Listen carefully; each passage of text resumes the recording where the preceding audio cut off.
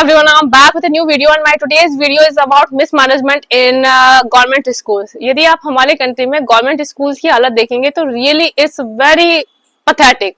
मतलब इतनी miserable situation है कि ऑनेस्टली कोई अपने बच्चे को गवर्नमेंट स्कूल में भेजना नहीं चाहता।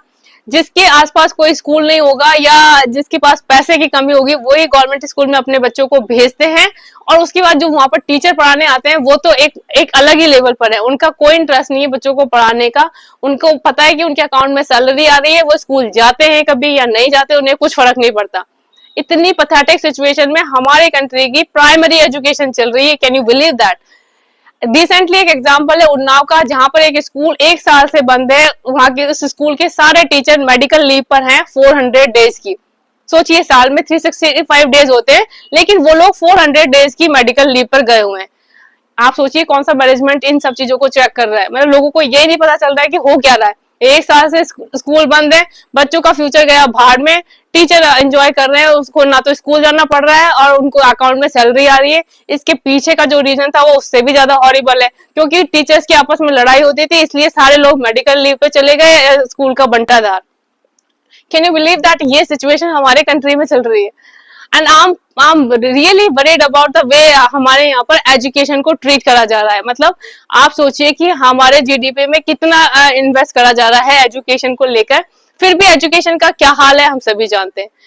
आप कितना भी बढ़ा दीजिए एजुकेशन पे इन्वेस्टमेंट, यदि लोगों के इंटेंशंस अच्छे नहीं होंगे तो कुछ भी चीजें हो भी नहीं सकती। आप सैलरी बढ़ा देंगे बट इससे क्या फायदा होगा? ये टीचर ज्यादा सैलरी एंजॉय करेंगे, घर पे बैठेंगे, इनको पढ़ाने में कोई इंटरेस्ट है नहीं। बट हमारे यहाँ पर सबसे इंपॉर्टेंट चीज है जो हमें करनी चाहिए, प्रॉपर चेकआउट होना चाहिए, हर स्टेज पर होना चाहिए और इमीडिएट एक्शन लेना चाहिए।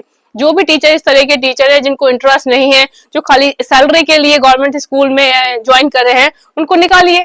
उनकी जरूरत ही नहीं है। जो लोग पढ़ाने में इंटरेस्टेड ही नहीं है, उनको फर्क ही नहीं पड़ता कि बच्चों का फ्यूचर के साथ क्या होगा, उनका स्कूल में रहने का फायदा ही क्या है। ऐसे ही एक एग्जाम्पल है एमपी का, जहां पर एक स्कूल कोरोना के बाद से ही बंद है।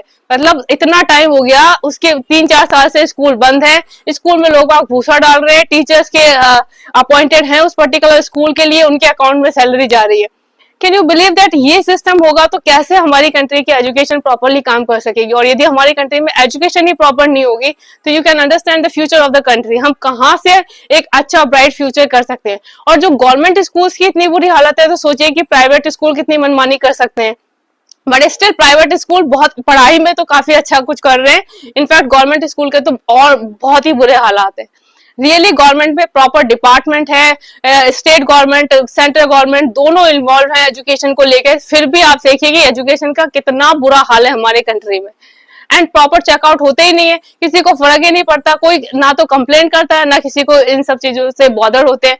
जो पढ़ने वाले आते हैं वो भी छोटे ऐसे ही क्लास के लोग आते हैं, उनको फर्क ही नहीं पड़ता बच्चा स्कूल जा रहा है या नहीं जा रहा, वो तो इन सब चीजों की कंप्लेन करेंगे नहीं। तो इन सब चीजों के लिए प्रॉपर स्टेप बाय स्टेप चीजें चेकआउट होनी चाहिए, प्रॉपर मैनेजमेंट होना चाहिए। मिसमैनेजमेंट के कारण हमारे कंट्री में प्राइमरी एजुकेशन रियल में खतरे में पड़ती जा रही है और गवर्नमेंट स्कूल तो डेफिनेटली खतरे में ही है। गवर्नमेंट को जगने की जरूरत है और इन सब चीजों को प्रॉपर्ली हैंडल करने की जरूरत है, otherwise things will be miserable in the country. So what do you guys think about it? Suggest me your thought. Bye bye. Have a nice day.